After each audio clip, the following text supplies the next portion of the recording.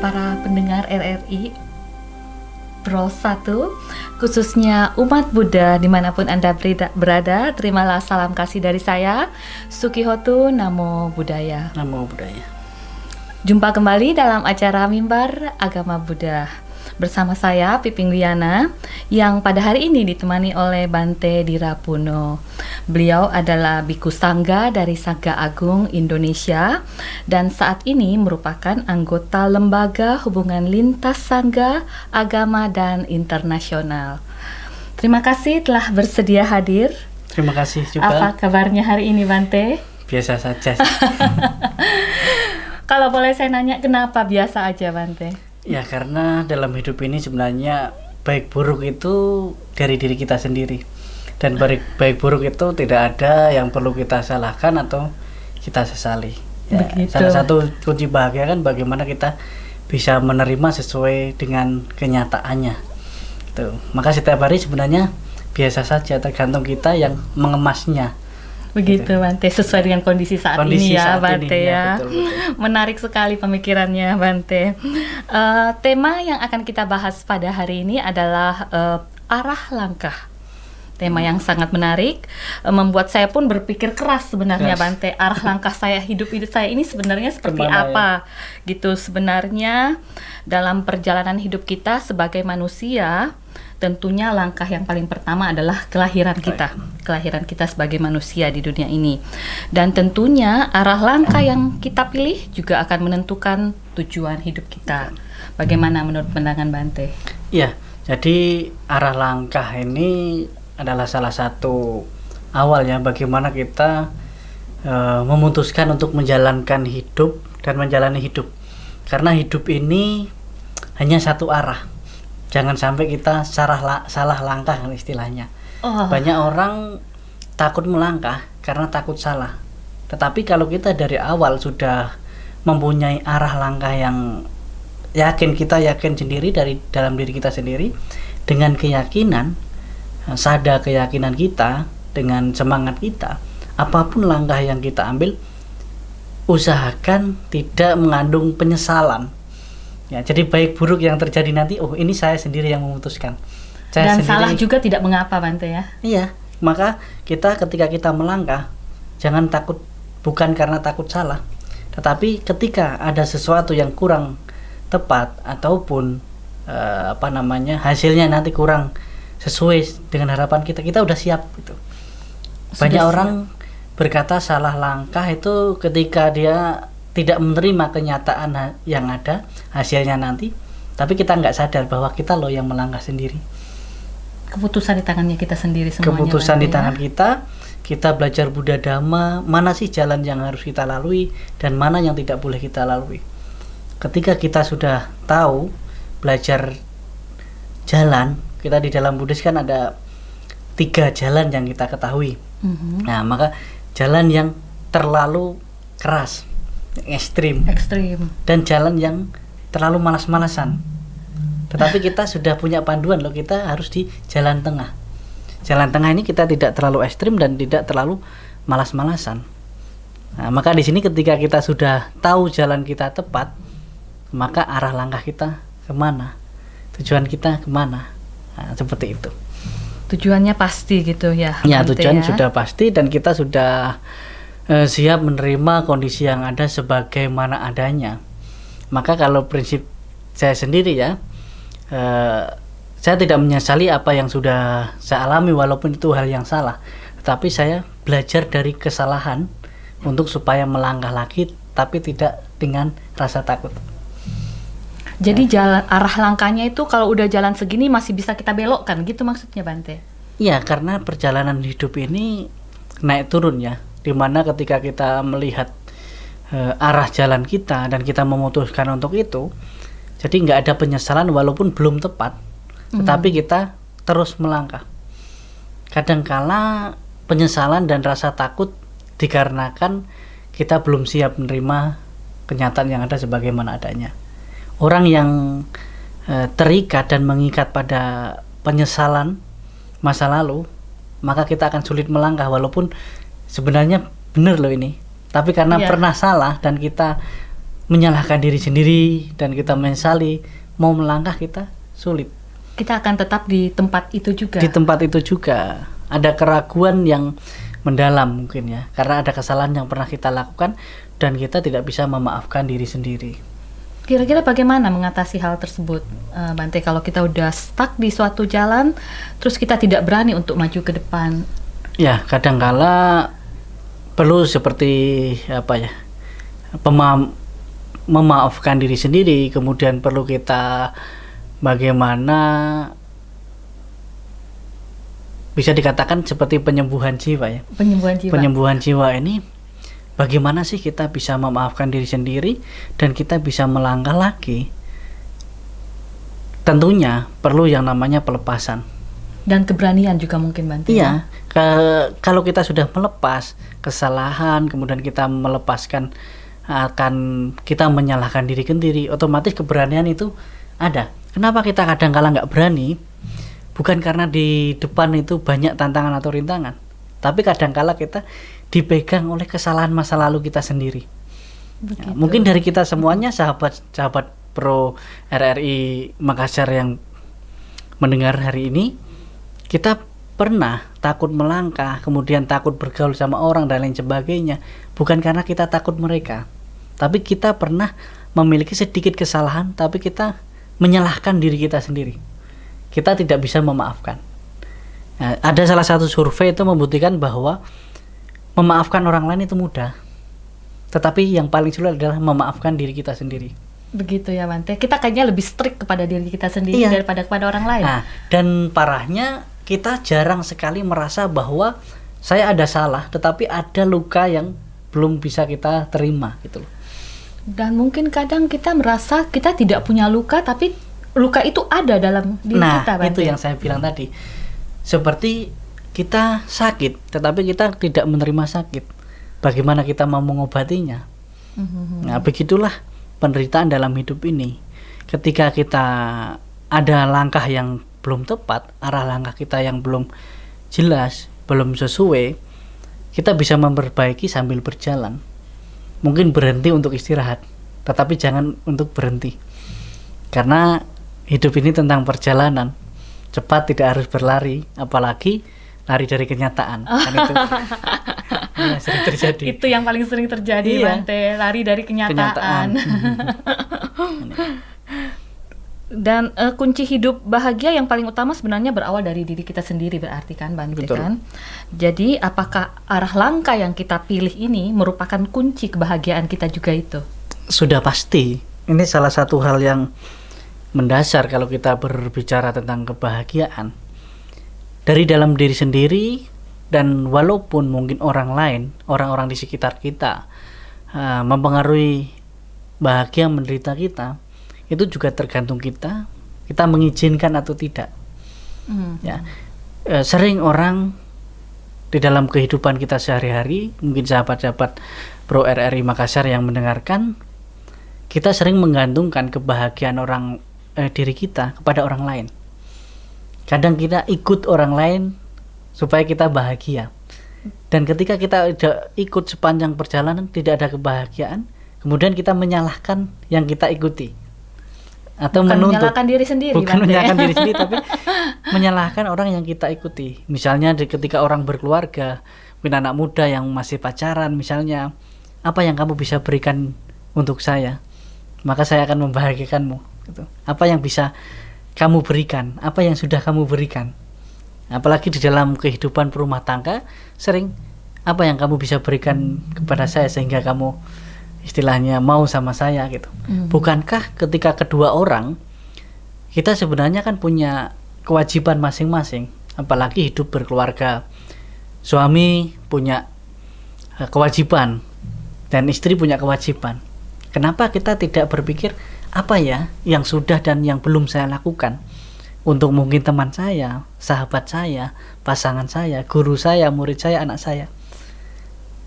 Bukankah kita akan lebih bisa melakukan kewajiban kita untuk mungkin teman saya? Dan teman saya, mungkin suami Anda, istri Anda, orang tua Anda, anak Anda, juga ketika berpikir demikian, apa ya yang belum saya lakukan? Nah, ketika kita melakukan, bukankah keduanya akan mendapatkan kan? Nah, misalnya kedua orang, suami istri, ketika istrinya berpikir, apa ya, saya belum, kewajiban yang belum saya lakukan untuk suami saya, kemudian dilakukan, kemudian sang suami juga berpikir, apa ya kewajiban saya yang belum saya lakukan, maka keduanya akan mendapatkan yang seharusnya didapatkan, tidak perlu menuntut orang lain. Itulah yang namanya arah langkah. Bagaimana kita menata langkah kita tidak mempengaruhi langkah orang lain, dan istilahnya kita bahagia itu tidak harus tergantung atas orang lain memberi kebahagiaan kepada kita, tapi justru kebahagiaan kita harus mempengaruhi kebahagiaan orang lain juga. Nah, itu. Iya, betul sekali, ideal sekali kalau sudah seperti begitu, Bante. Seharusnya ya, tapi dalam tindakan nyatanya, ya, dalam praktek sehari-harinya kadang susah untuk dijalankan, Bante. Mungkin susah, mungkin sulit, tetapi bukan berarti tidak bisa. Mungkin ya, Bante. Kalau kita dari awal sudah bilang nggak bisa, pasti nggak bisa, karena kita tidak akan melakukannya. Tapi kalau kita berpikir, ya memang mungkin sulit, tapi bukan berarti tidak bisa. Betul sekali, Bante. Ada usaha yang harus kita jalankan. Ya mungkin sahabat RRI Makassar ketika mendengarkan ini, Bante gampang aja kalau ngomong, yang menjalankan gitu. Iya, memang tugas saya kan ngomong. Begitu, Bante. Di sini tugas saya ngomong, dan tugas pendengar menjalankan kan gitu, ketika membutuhkan kan. Setelah mendengar dan menjalankan, Bante. Ya kalau saya menjalankan ya sebagai ya mungkin kehidupan saya ada juga saya jalankan gitu. Tapi ketika tugas saya berbicara, tugas saya mengajak orang sama-sama berjalan, ya kita sama-sama berjalan. Nah, kita ada porsinya masing-masing untuk menata langkah arah kita itu sendiri. Gitu. Jadi tujuan hidup kita sebagai manusia dalam pandangan Buddhis seperti bagaimana itu, Bante? Kalau di dalam Buddhis, sebelum saya menjawab tujuan hidup ya, sebenarnya kurang tepat kalau menanyakan tujuan hidup umat dalam Buddhis itu. Karena sebenarnya semua umat beragama itu tujuannya sudah pasti. Tetapi sebelum masuk ke situ, kita di dalam ajaran Buddha kita harus menanya, apa sih hidup itu? Apa sih hidup itu, Bante ya? Iya. Ketika kita udah memahami apa sih hidup itu, hidup rangkaian dari perubahan. Hidup adalah rangkaian dari ketidakkekalan. Hidup adalah rangkaian dari penderitaan, kebahagiaan dan lain sebagainya. Ketika kita sudah bertanya kepada diri kita sendiri, apa sih hidup itu? Hidup adalah fenomena yang terus berputar, tidak ada yang kekal. Maka kita tahu tujuan hidup kita. Kalau kita merasa bahwa hidup ini kan kadang ada ya, hidup ini kan sekali aja, Bante, kenapa nggak kita nikmati, terserah dong mau apa gitu. Iya, betul, Bante. Tetapi di dalam Buddhis ada hal yang perlu kita renungi, bahwa kehidupan ini akan bersambung dan kemudian akan ke episode yang selanjutnya atau kehidupan yang akan datang. Maka ketika kita memahami apa sih hidup itu, hidup adalah rangkaian sebab akibat dari penderitaan itu sendiri. Maka tujuan umat Buddha adalah pembebasan. Pembebasan adalah pencapaian tertinggi di dalam agama Buddha.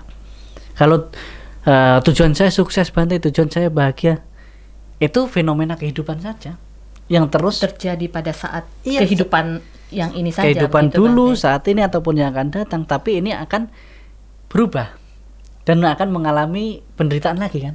Iya. Tapi kalau tujuan umat Buddha adalah berhentinya sebab penderitaan dan penderitaan itu sendiri, itulah tujuannya. Sudah kosong, sudah ada tapi tidak ada, tidak ada tapi ada. Nah, itulah tujuan umat Buddha adalah pembebasan. Tidak lagi surga, tidak lagi alam dewa, tidak lagi sukses, tidak lagi bahagia, tapi kebahagiaan tertinggi yang sudah berhenti di situ. Itu bukan satu kondisi lagi, tetapi memang akhir dan tujuan umat Buddha itu sendiri. Jadi arah langkah yang kita jalani dari setiap kehidupan, bagaimana caranya agar bisa menuju ke langkah yang terakhir itu, Bante? Iya, apa yang harus kita persiapkan? Persiapkan ya. Iya. Sebenarnya bukan hanya persiapan sih, tapi apa yang harus kita lakukan Iya, betul. untuk melangkah itu sendiri. Jadi kita hidup ini ibarat di atas perahu. Jadi kita mau ke seberang kan.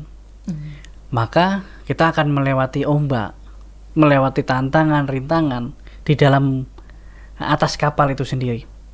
Ketika kita ada tantangan, ada rintangan, ada badai dan lain sebagainya, jangan coba-coba loncat dari kapal itu. Karena kalau kamu loncat, misalnya dalam kehidupan sehari-hari ya, kita ada tantangan, rintangan dan lain sebagainya, jangan coba-coba ambil jalan pintas, tapi dengan cara-cara yang tidak tepat, tidak sempurna, mata pencarian yang salah, moralitas yang keliru, keputusan-keputusan yang menderitakan orang lain. Itu ibaratkan ketika ada tantangan, rintangan di atas kapal, kita memilih untuk loncat ke lautan. Begitu ya. Tetapi Bante. bagaimanapun ombak besar seperti apapun, bertahan dan berusaha di kapal itu sampai ke pantai seberang. Kalau ada salah satu guru saya kasih nasihat ke saya, dalam perjalanan hidup ini itu tidak ada yang naik pesawat tanpa cuaca buruk, naik kapal tanpa ombak besar, berjalan tanpa sandungan atau kerikil. Itu pasti ada. Tetapi jangan salahkan jalannya, apalagi kita berhenti melangkah atau ambil langkah yang lain, yang kadang-kala kita nggak apa-apa lah, yang penting kan saya kaya, yang penting kan saya sukses. Tapi banyak orang mengorbankan jalan yang benar, langkah yang benar demi kebahagiaan sesaat itu sendiri. Hanya untuk di kehidupan saat itu. Kehidupan saat ini. Maka kalau di dalam Buddhis itu sendiri, jalan tengah tadi. Jadi kita jangan terlalu ekstrim, karena Sang Buddha memasarankan kepada para biku, wahai para biku, ada dua praktek yang istilahnya dilarang di dalam Buddhis itu. Para biku, praktek terlalu keras, menyiksa diri, berlebihan. Dan yang kedua, yang terlalu bermalas-malasan. Maka kamu harus jalan tengah. Maka ada sedang-sedang saja. Gabungan dari keduanya mungkin, Bante. Iya, bisa jadi itu di tengahnya. Nah, hidup ini kita harus tahu kapan kita harus ngegas, kapan harus ngerem, kapan kita harus diam, kapan harus berbicara. Nah, itu kebijaksanaan juga mungkin itu dipikirkan hati itu ya, Bante ya. Kalimat yang lebih ke Buddhisnya bijaksana. Iya. Panya, kita harus memiliki panya, kebijaksanaan ketika kita mengambil langkah, kita harus seperti apa. Mungkin itu salah satunya sih. Salah satunya, Bante ya. Jadi dalam hidup ini juga banyak tantangan sebenarnya, Bante. Pasti. Kira-kira apa yang menjadi tantangan menurut pandangan Buddhis, Bante?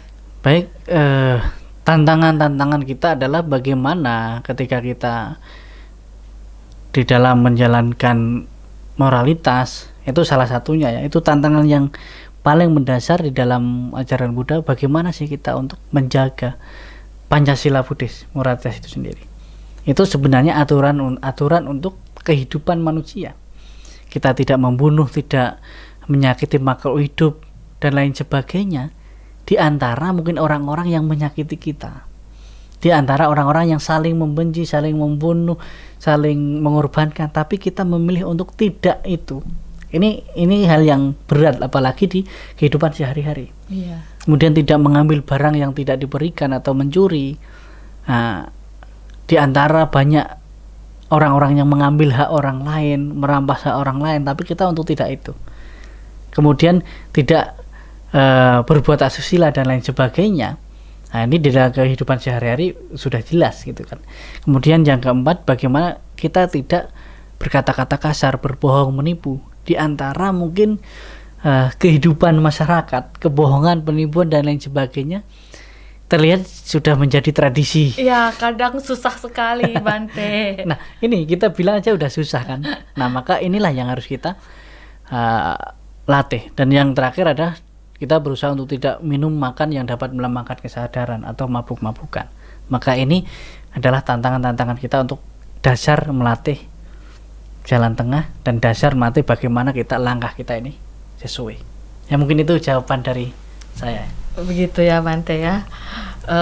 Memang hidup zaman sekarang ini susah ya, Bante ya. Iya. Begitu banyak tantangan dari dalam diri kita sendiri juga. Biasanya tantangan itu ada. Kadang kita mau challenge diri kita sendiri untuk melangkah seperti begini, tapi akhirnya langkah yang kita pilih itu ternyata langkah yang salah.